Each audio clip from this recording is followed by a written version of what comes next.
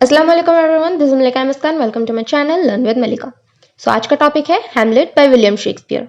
इसको लिखा गया था 1599 से 1601 के बीच। शेक्सपियर का ये लॉन्गेस्ट प्ले है जो कि है 29,551 वर्ड्स का। इसकी सेटिंग डेनमार्क की गई है। ओरिजिनल लैंग्वेज है इसका अर्ली मॉडर्न इंग्लिश। सबसे पहले इसके कैरेक्टर्स के बारे में बात कर लेते हैं। सबसे पहला कैरेक्टर है इस प्ले का हीरो प्रिंस हैमलेट, जो कि son of the late king है and nephew of the present king.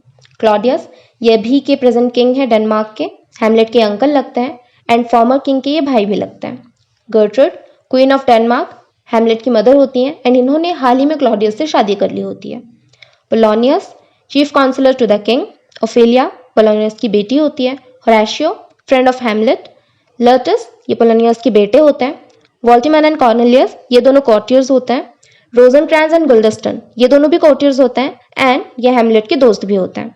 Austric ये भी एक कोर्टियर होता है। मार्सिलस ये एक ऑफिसर होता है। बर्नार्डो ये भी एक ऑफिसर होता है। Francisco a soldier. Ronaldo Polonius servant. Ghost जो इस प्ले का बहुत ही अमेजिंग रोल प्ले करता है, ये इसको दिखाया गया है प्ले में कि ये हैमलेट का फादर है, मतलब लेट किंग हैमलेट है ये। Fortinbras prince of Norway. Grave diggers a pair of sextons. Player king and player queen इन सबको हैमलेट बाद में बुलाता है, लाइक प्रिंस हैमलेट जो होते हैं ये इनको बुलाता है। प्ले की शुरुआत होती है डेनमार्क के एल्सेनर कैसल से। बेर्नार्डो आते हैं फ्रांसिस्को को रिलीव करने के लिए, फ्रांसिस्को जो वहाँ पे बहुत टाइम से पहरा दे रहे हैं। अंधेरा होता है एंड इस वजह से वो दोनों एक दूसरे को देख नहीं पाते और डर जाते हैं। थोड़ी देर बाद पता चलता है कि जो सामने वाला है वो भी उनके जैसा एक वॉचमैन है एंड उसके बाद दोनों रिलैक्स करते हैं। फ्रांसिस्को बेर्नार्डो को थैंक यू बोलता है एंड उसके बाद वो घर चले जाता है। अब बेर्नार्डो को ज्वाइन करते हैं मार्सिलस एंड होरेशियो। मार्सिलस एंड बेर्नार्डो जो है वो दोनों डिस्कस कर रहे होते हैं कि पिछली रातों में उन दोनों ने क्या क्या देखा है। उसके बाद वो सजेस्ट करते हैं होरेशियो को कि वो भी उनके साथ रुककर आज उस चीज़ को देखे। थोड़ी देर में घोस्ट अपीयर करता है एंड उसके बाद सडनली गायब भी हो जाता है। होरेशियो को लगता है कि ये जो घोस्ट है ये लेट किंग हैमलेट है। दूसरी बार सडनली घोस्ट जो है वो अपीयर करता है एंड इस बार होरेशियो ट्राई करते हैं कि वो घोस्ट के साथ थोड़ी सी कम्युनिकेट कर पाए, लेकिन मुर्गी की पहली बांग से सवेरा होने का पहला हिंट मिलता है एंड घोस्ट जो है वो गायब हो जाता है। इसके बाद होरेशियो सोचते हैं कि ये सब कुछ उन्हें प्रिंस हैमलेट को बताना चाहिए। नेक्स्ट सीन में हम देखते हैं कि उसी सुबह क्लॉडियस अपनी और गर्ट्रूड की मैरिज वाली जो स्पीच होती है वो दे रहे होते हैं। उसी दौरान वो ये भी बताते हैं कि यंग फॉर्टिनब्रास जो है उन्होंने क्लॉडियस को एक लेटर लिखा है जहाँ पे उन्होंने ये बताया है कि लेट किंग हैमलेट ने फॉर्टिनब्रास के फादर से जो लैंड जीती थी वो उन्हें वापस कर दी जाए। अब इस मसले का हल निकालने के लिए क्लॉडियस जो है वो कॉर्नेलियस एंड वॉल्टीमैन के थ्रू एक लेटर भेजते हैं किंग ऑफ नॉर्वे को, जो कि फॉर्टिनब्रास के अंकल हैं। इसके बाद क्लॉडियस जो है वो लेटिस की तरफ अपना रुख करते हैं, जो कि फ्रांस वापस जाना चाहते हैं। पोलोनियस एंड क्लॉडियस दोनों मिलकर लेटिस को इजाज़त दे देते हैं। इसके बाद क्लॉडियस हैमलेट की तरफ देखते हैं एंड कहते हैं वाई क्लाउड स्टिल हैंग अपन हिम, क्योंकि उन्होंने अभी तक मॉर्निंग क्लोथ्स पहने हैं।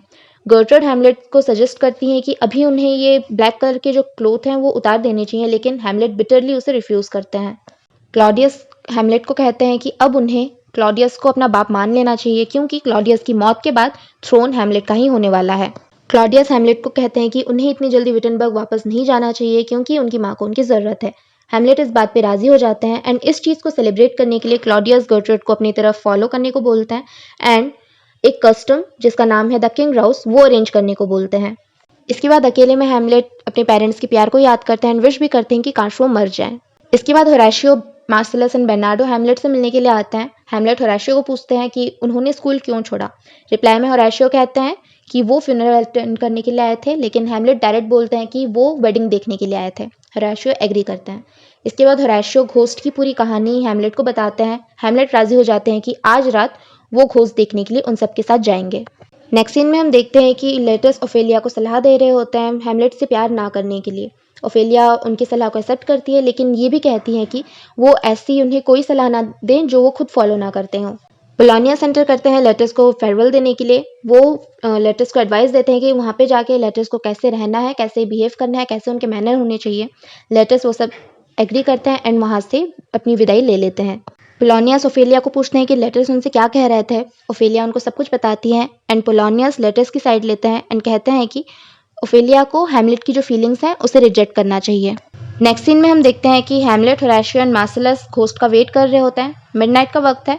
कैसल से ट्रम्पेट एंड गनफायर की आवाज़ आती है। हैमलेट कहते हैं कि किंग इज कराउजिंग। एंड इसके बाद इन सब कस्टम को मेंटेन करने से अच्छा इन सबको तोड़ देना ज़्यादा बेहतर है, ऐसा हैमलेट कहते हैं। थोड़ी देर बाद घोस्ट अपीयर करता है एंड हैमलेट को इशारा करता है कि वो उसे फॉलो करे। मार्सिलस एंड होरेशियो हैमलेट को मना करते हैं, लेकिन हैमलेट कहता है कि उसे अपनी जान की परवाह नहीं एंड वो घोस्ट को फॉलो करने लगता है। होरेशियो एंड मार्सिलस भी हैमलेट को फॉलो करते हैं। सीन 4 में हम देखते हैं कि घोस्ट अपने आप को लेट किंग हैमलेट बता रहे हैं एंड वो कहते हैं कि उनकी जो मौत है वो नेचुरल नहीं थी, वो एक मर्डर था। क्लॉडियस ने उनके कानों में पॉइजन डाला हुआ था जब वो गार्डन में सो रहे थे। क्लॉडियस डेनमार्क के लिए बिल्कुल अच्छा नहीं है, बहुत बुरा है वो। गर्ट्रूड को भी उसने अपने प्यार में फंसाया है।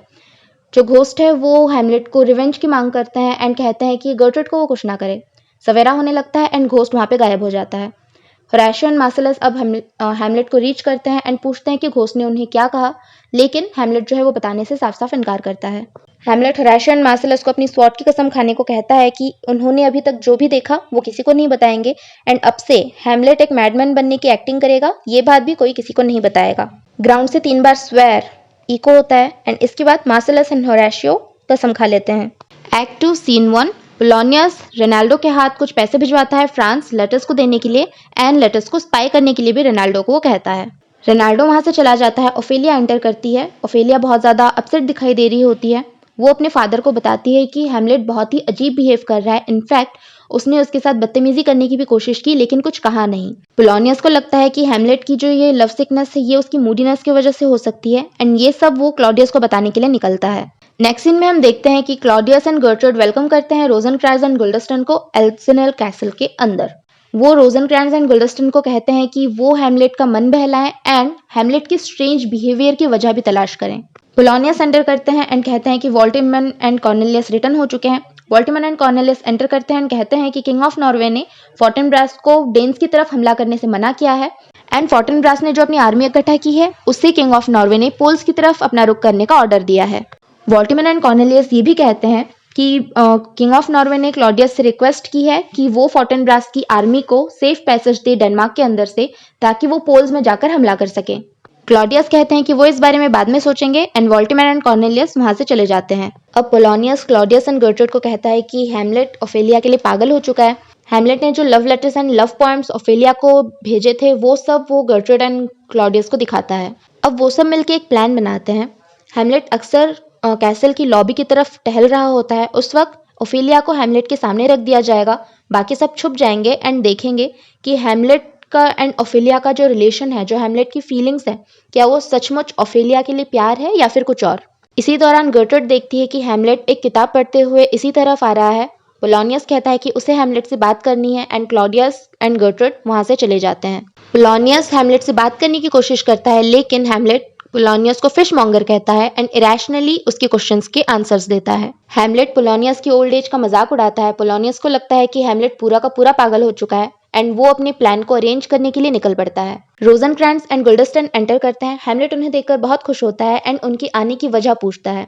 दोनों रिप्लाई में कहते हैं कि वो कभी कभार ही हैमलेट से मिलते हैं, लेकिन इसके बदले में हैमलेट कहता है कि उसे सच का पता है कि किंग एंड क्वीन ने उन दोनों को बुलाया है हैमलेट का मन बहलाने के लिए। दोनों एग्री करते हैं। रोजनक्रांट्ज स्माइल के साथ हैमलेट को कहता है कि हैमलेट बहुत ही जल्द एक थेट्रिकल ट्रुप से मिलने वाला है जो कि कैसल की तरफ अपना रुख किए हुए हैं। हैमलेट अपने दोस्तों का वेलकम करते हैं। इसके बाद पोलोनियस एंटर करते हैं, अनाउंस करते हैं कि प्लेयर्स जो हैं वो आ चुके हैं। हैमलेट उनका वेलकम करते हैं। हैमलेट उनमें से कुछ प्लेयर्स को fall of Troy and the death of king and queen of Trojan, Priam and Hecuba की स्पीचेस देने को बोलते हैं एंड उन स्पीचेस से इम्प्रेस भी होते हैं। हैमलेट पोलोनियस को ऑर्डर देते हैं कि वो प्लेयर्स को उनका गेस्ट रूम दिखाए। इसी के साथ साथ हैमलेट अनाउंस करते हैं कि next night players murder of गोंजागो perform करेंगे, लेकिन उसमें हैमलेट की लिखी हुई कुछ एक्स्ट्रा स्पीचेस भी शामिल होंगी। हैमलेट अभी अकेले हैं एंड वो अपने आप को कर्स करने लगते हैं। हैमलेट प्लान करते हैं कि वो कल की परफॉर्मेंस क्लॉडियस को दिखाएंगे। अगर क्लॉडियस गिल्टी है तो वो उनके चेहरे से झलकेगा।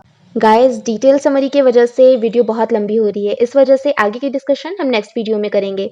इससे रिलेटेड कोई भी डाउट हो तो आप मुझे कमेंट सेक्शन पर पूछ सकते हैं या फिर मुझे इंस्टाग्राम पर डीएम भी कर सकते हैं। मैं डिस्क्रिप्शन बॉक्स में उसका लिंक डाल दूंगी। नेक्स्ट वीडियो का लिंक भी आपको डिस्क्रिप्शन बॉक्स में ही मिल जाएगा। Thank you for watching.